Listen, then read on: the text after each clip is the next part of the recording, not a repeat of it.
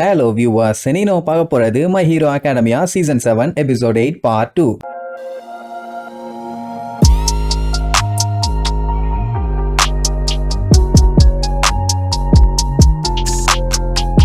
Open பண்ணா நம்ம எண்டேவரை தான் காட்டுறாங்க. மனுஷன் எங்க இருக்கும்போது ஒரு அல்டிமேட் ஃபயர் மூவ பிராக்டிஸ் பண்ணி வச்சிருந்தாரு. அட வேற ஒண்ணும் இல்ல, அவர் பாடியில இருக்க ஹீட்டை பயங்கரமா இன்க்ரீஸ் பண்ணி அதை ஸ்டோர் பண்ணி வைக்கிறது, இல்லைன்னா ரிலீஸ் பண்றது. ஆனா அவருக்குன்னு சொல்லி ஒரு லிமிட் இருக்கு. அந்த லிமிட்டை தாண்டி எல்லாம் அவரால் ஒன்றும் பண்ண முடியாது. அப்படியே கட் பண்ணி நம்ம டாபியை காட்டுறாங்க. அவன் போன பாட்டுல நம்ம டோடோரோக்கி கிட்ட கதையா சொன்னானே, கேட்டதுக்கு ரொம்ப ரொம்ப நன்றி தம்பி, இதோட உன்னைய காலி பண்ணிடுறேன்னு பயங்கரமா நெருப்பு எடுப்பானா. டோடோரோக்கிக்கே ஆச்சரியம், எப்படி இவன் சடனா இவ்வளவு ஃபாஸ்டா ஹீட் ஆகுறான்னு. ஏன்னா டெம்பரேச்சர் ஏறிக்கிட்டே போகுது, அவங்க எந்த ஒரு நடுக்கமும் இல்ல, தயக்கமும் இல்ல. இதெல்லாம் வச்சு பார்க்கும்போது எண்டேவர் இல்லாம இங்க சண்டை போறதே நல்லதுங்கிற மாதிரி தான் இவனுக்கு தோணுது. டோடோரோக்கி நான் உன்னை தடுத்தே தீர்வேன்னு திருப்பி அதையே தான் சொல்லுவான். அவன் கடுப்பாயி, என்ன இருந்தாலும் நீ என்னுடைய தம்பி தான்டா, உன்னாலலாம் அதெல்லாம் ஒண்ணும் முடியாது, உன்னை பத்தி எனக்கு நல்லா தெரியுமா. அட டோயா தனியா வந்ததுக்கு அப்புறம் பையன் என்ன பண்ணிருக்கான், அவனோட ஃபயரை கண்ட்ரோல் பண்ண பிராக்டிஸ் பண்ணிருக்கான். அப்படி கொஞ்சம் கொஞ்சமா பண்ணிட்டே இருக்கும் போதுதான் அந்த ஃபயரோட பவரும் ஸ்டெப் பை ஸ்டெப்பா இன்க்ரீஸ் ஆகி அதோட கலரும் மாறிடுச்சு. இதுல பிளஸ் என்னன்னா, டாபிக்கு அவனோட சென்ஸ் எல்லாமே கம்ப்ளீட்டா அழிஞ்சு போச்சு. அதனால அவனுக்கு லிமிட்னு ஒண்ணு கிடையவே கிடையாது. அந்த நெருப்பை பார்த்தே எவ்வளவு ரிலீஸ் பண்ணணும்னு முடிவு பண்ணி தான் இப்படி கண்டமேனிக்கு பண்ணிட்டு இருக்கான். இதே பழைய மாதிரி இருந்திருந்தான்னா இந்நேரத்துக்கு எரிச்சல் தாங்க முடியாம எப்போ செத்துருப்பான். மொத்தத்துல அவங்கிட்ட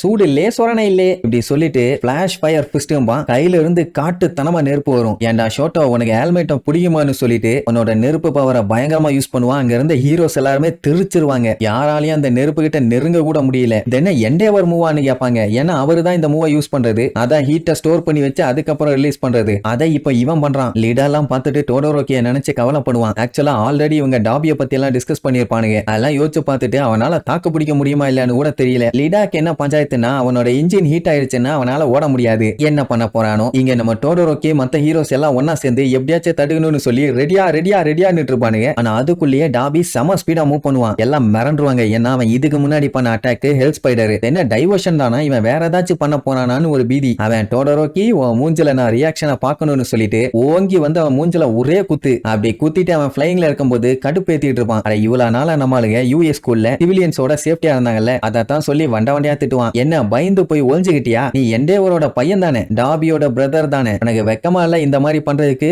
அப்படின்ட்டு அவன் மேல ஏறி உட்காந்து கும்முன்னு கும்மி எடுப்பான். இங்க இந்த ஹீரோஸால பக்கத்துல போக முடியலையே. ஏன்னா எண்டேவரோட ஃபயர் பவரை விட இவனோட ஃபயர் பவர் பயங்கர ஸ்ட்ராங்கா இருக்குது. இதே மாதிரி அவன் பண்ணிட்டு இருந்தான்னா டெஃபினட்டா சங்கு கன்ஃபார்ம். இங்க அண்ணன் தம்பிங்க சண்டை தான் தாங்க முடியல. டாபியை பொறுத்த வரைக்கும் டோடோரோக்கி எல்லாம் ஒண்ணுத்துக்கு ஆக மாட்டான். உன்னால எல்லாம் எதுவும் முடியாது, நான் தாண்டா உன்னை விட பவர்ஃபுல்னு சொல்லி ஜெட் பர்ன்னு மொத்த ஃபயரையும் யூஸ் பண்ணி வயிற்றுலயே ஒரு அடி, சாதா அடியில தாறுமாறான அடி. அப்படி அடிச்சதுல அங்க இருக்க பில்டிங்ல போய் இடிச்சு அந்த பில்டிங்கே அதிரும். டாபிக்கே மூச்சு வாங்குதுன்னா அப்ப எப்படி அடிச்சிருக்கான் பாருங்க. நான் அப்ப அந்த புகைக்குள்ள இருந்து, நீ சொல்றது ரைட்டு தான், நான் ஒரு முட்டாளு, வாழ்க்கையில வழி மாறி போனவனால என்னோட மனசை மாத்த முடியல அப்படின்னு அவங்க சொல்லிட்டு இருக்கும் போது இங்க டாபி பாடியில இருக்க நெருப்பு அப்படியே கொஞ்சம் கொஞ்சமா நியூட்ரலைஸ் ஆகும். இங்க டோடோரோக்கிக்கு என்ன சந்தோஷம்னா, அவங்க அண்ணன் அவன் டேடிய மட்டும் தான் பாத்துக்கிட்டு இருக்கான் அப்படிங்கிற மாதிரி நினைச்சிட்டு இருந்தான். ஆனா இப்ப இவனையுமே நோட் பண்ணிட்டு இருந்தேன்னு சொன்னால, அதனால பயலுக்கு செம ஹாப்பி. இப்ப என்னன்னா, நம்ம டோடோரோக்கி மத்தவங்க கூட ட்ரைனிங் எடுக்கும் போது அவங்கள விட பெஸ்டா இருக்கணும்னு சொல்லி ஹார்ட் ஒர்க் பண்ணி கொண்டு வந்த பவர் தான் இந்த பிளாஷ் ஃபயர். சொல்ல போனா இவனே கிரியேட் பண்ணது. அண்ட் அது மட்டும் இல்லாம இதை வச்சுதான் நான் உன்னை ஸ்டாப் பண்ண போறேன் அப்படிங்கிற மாதிரி சொல்லுவான். அப்ப அந்த டைம் ஒரு சின்ன பிளாஷ்பேக் என்னன்னா, அந்த சண்டே எல்லாம் ஸ்டார்ட் ஆகிறதுக்கு முன்னாடி நம்ம பையன் எண்டேவர் கிட்ட நான் போய் டாபியை ஸ்டாப் பண்றேன்னு சொல்லியிருப்பான். ஆனா அதுல எண்டேவருக்கு சுத்தமா இன்ட்ரெஸ்ட் இல்ல. பட் இப்போதைக்கு வேற வழியும் இல்ல. ஏன்னா எண்டேவரால கண்டிப்பா டாபியை எதிர்த்தெல்லாம் சண்டை போட முடியாது. லாஸ்ட் டைமே தலைவர் மண்ண கவிட்டாரு. ஏன்னா பையனாச்சே, பையன் எப்படி அடிக்க முடியும். அண்ட் அது மட்டும் இல்லாம ஆல்ஃபா ஒன்னு கூட சண்டை போட்டு ஜெயிக்கணும்னா அது எண்டேவரால மட்டும்தான் முடியும். டொமுராவை ஸ்டாப் பண்ண முடியும்னா அது நம்ம இசுகுவால மட்டும்தான் முடியும். அதே மாதிரி டாபியை தடுக்க முடியும்னா அது என்னால மட்டும்தான் முடியும். அண்ட் அது மட்டும் இல்லாம இது என்னுடைய கடமை, நம்ம எல்லாம் சேர்ந்து டோயா மத்தவங்க எல்லாத்தையுமே தடுப்போம் அப்படின்ட்டு வெறி கொண்டு சொல்லியிருப்பான். அப்ப நம்ம டோடோரோக்கி, நீ சொன்ன மாதிரி நான் ஒரு அறவே காடு தான்பா. அட என்னன்னா, நம்ம டோடோரோக்கி அவனோட ஃபுல் பவரை இன்னும் யூட்டிலைஸ் பண்ணல. அதனால டாபி வந்து அவனை அறவே காடுன்னு சொல்லியிருப்பான். அதனால அவன் அப்படி சொல்றான். நம்ம டேடி கொஞ்சம் கோக்குமாக்கான ஆள் தான், ஃபேமிலியுமே சுத்தமா ஹோப் இல்லாம இருக்குது. ஆனா அவங்களா இந்த பிரச்சனை எல்லாம் பண்ணாங்க இல்லையே, நீ தானே மக்கள் எல்லாத்தையுமே கொளுத்தி கொன்ன அப்படின்ட்டு அவன் சொல்லிட்டு இருக்கும் போதே மறுபடியும் ஒரு பிளாஷ்பேக். அட என்னன்னா, டோடோரோக்கி டாபி கூட சண்டை போடுற மேட்டரை இசுகு கிட்ட சொல்லியிருப்பான். அவனுக்குன்னா ஷாக்கு தாங்க முடியல. ஏன்னா அவன் நார்மலான ஆள் இல்லையே. பட் அதுக்காக எண்டேவரையும் சண்டைக்கு இறக்க முடியாது. அவரு போய் சண்டை போட மாட்டான். அப்படி மட்டும் அவர் சண்டை போடாம விட்டுட்டாருன்னா அது இவன் டேடிக்கு பனிஷ்மெண்ட் கொடுத்த மாதிரி. என்ன இருந்தாலும் டாபி இவங்க ஃபேமிலியை சேர்ந்தவன் தானே, அவனை தடுக்க வேண்டிய முழு பொறுப்பு எனக்கு தான் இருக்குது. அதனால தான் நான் இப்படி ஒரு மூவ கத்துக்கிட்டேன்னு அவன் பவர் அப்படியே சூப்பரா காட்டுவான். அது பாத்தீங்கன்னா பார்க்கவே சூப்பரா இருக்குது. டாமினாரி எல்லாம் வந்து தொட்டு தொட்டு பாப்பான், அப்ப கூட கை சுடவே இல்ல. இப்ப என்ன பஞ்சாயத்துனா இந்த பவரை மெயின்டைன் பண்றதா ரொம்ப ரொம்ப கஷ்டம். இப்படி இவனு பேசிட்டு இருக்கும்போது இடையில கச்சான் கத்திட்டே வருவான். ஏ பொடுசுங்களா,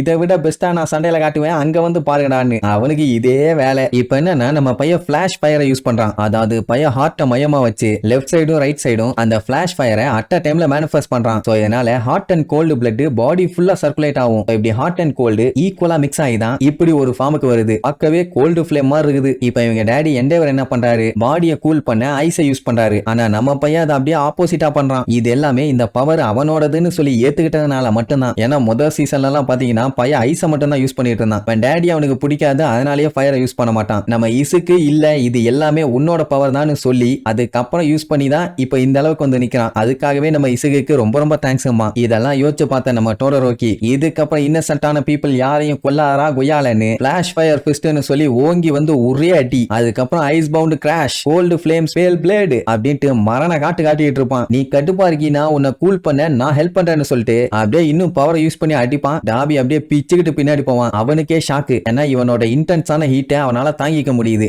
அந்த ஹீட்டை கூல் பண்ணவும் முடியுது. அதுலயே தெரிஞ்சு போச்சு இவனை விட வேற பெட்டரான ஆள் இவனை ஃபேஸ் பண்ண இங்க இல்லன்னு. இப்ப என்னடா கண்ணா ரைட்டா ராங்கன்னு சொல்லி என்கிட்ட சண்டை போட்டுட்டு இருக்கியா? என்னதான் நீயும் நானும் அண்ணன் தம்பிகளாவே இருந்தாலும் ஒரே ரத்தமாவே இருந்தாலும் நம்மளோட பாதை தனித்தனியா பிரிஞ்சு போச்சு. இனிமேட்டெல்லாம் ஒரே ட்ராக்குக்கு வந்து சேர்றதுக்கு வாய்ப்பே இல்லைன்னு சொல்லிட்டு இருக்கும் போதே அங்க டோடரோக்கியோட பவர் டக்குன்னு கட் ஆயிரும். இங்க டாபி பாத்தீங்கன்னா இது வரைக்கும் அவன் எடுக்காத அளவுக்கு ஃபயர் பவரை வெளியில எடுப்பான். எடுத்தது மட்டும் இல்லாம இந்த சூப்பர் ஹியூமன் சொசைட்டில என்னோட கொள்கைக்காக யாரை வேணாலும் கொன்னுட்டு செத்து போவேன்னு சொல்லிட்டு பாஞ்சு வந்து ஒரே அடி. அவ்வளவுதான், நம்ம டோடரோக்கி சோலி முடிஞ்சான்னு பார்த்தா எண்டேவரோட ஆளுங்க இடையில போந்து நம்ம டோடரோக்கியை காப்பாத்திட்டு அவனுக்கு செம்மையா அடி வாங்கிட்டாங்க. நல்லவேளை அவங்க அப்படி தடுத்ததுனால தான் இப்ப டோடரோக்கி மறுபடியும் அவன் பவரை ரீகைன் பண்ணிட்டான். என்ன அவனுக்கே பீதி, ஏன்னா டாபி உருவாக்குற ஃபயர்ல அவன் பாடியே எரிஞ்சிரும் போல. அந்த அளவுக்கு ஒரு இன்டென்சிவான ஹீட்.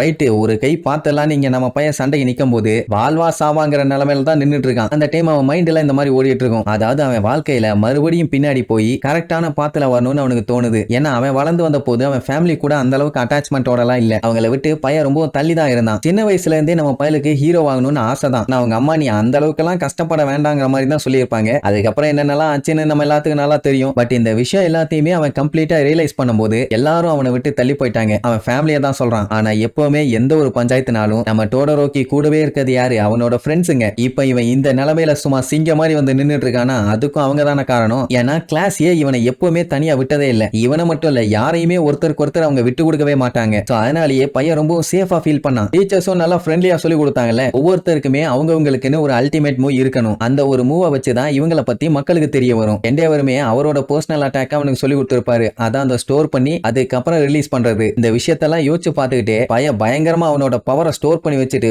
ஓங்கி வந்து ஒரே அடி. இதுதான் நம்ம பையலோட ஐகானிக் மூவ், கிரேட் கிளாசியல் ஐஜீர் அப்படின்னு சொல்லி அடிச்சிருப்பான். அடுத்த செகண்ட் டாபி திருச்சிட்டான். அது மட்டும் இல்லாம அந்த மொத்த இடமுமே டோட்டலா ஐஸ் ஆயிருச்சு. டாபியோட நெருப்பு தானே கப கப கபன்னு எரிஞ்சிட்டு இருந்துச்சு. இப்ப குளு குளு குளுன்னு ஊட்டி மாதிரி ஆயிருச்சுன்னு வைங்க. அவ்வளவுதான், டாபியால இதுக்கு மேல முடியுமான்லாம் தெரியல. அவ்வளவுதான், அப்படியே தொங்கிட்டான். இந்த நெருப்பு எடுக்கிறதுக்குள்ளேயே அவன் பாடி பஞ்சர் ஆகி டிஞ்சர் ஆயிருச்சு. இதுக்கப்புறம் அவன் நெருப்புன்னு எடுத்தான்னா நம்ம டோடரோக்கி கஷ்டப்படணும்னு அவசியம் இல்ல. ஒரு பவுல் மட்டும் கொண்டு வந்தானா அங்க எங்கேயாச்சும் எரிஞ்சு கரிஞ்சு கிடப்பான். ஏஷஸ் மட்டும் அள்ளி அடைச்சிட்டு தூக்கிட்டு போயிடலாம். சரி, ஜோக்ஸ் அப்பா, டாபிய டோடரோக்கி ஜெயிச்சிட்டான். இது இவங்களுக்கு கிடைச்ச முதல் விக்டரி. இனி அடுத்து நடக்க போற சண்டையில யார் யார் மண்டையெல்லாம் உடைய போகுது, நம்ம ஆளுங்க ஜெயிக்கிறாங்களா இல்லையான்னு அடுத்தடுத்த எபிசோட்ல பார்க்கலாம். டாடா.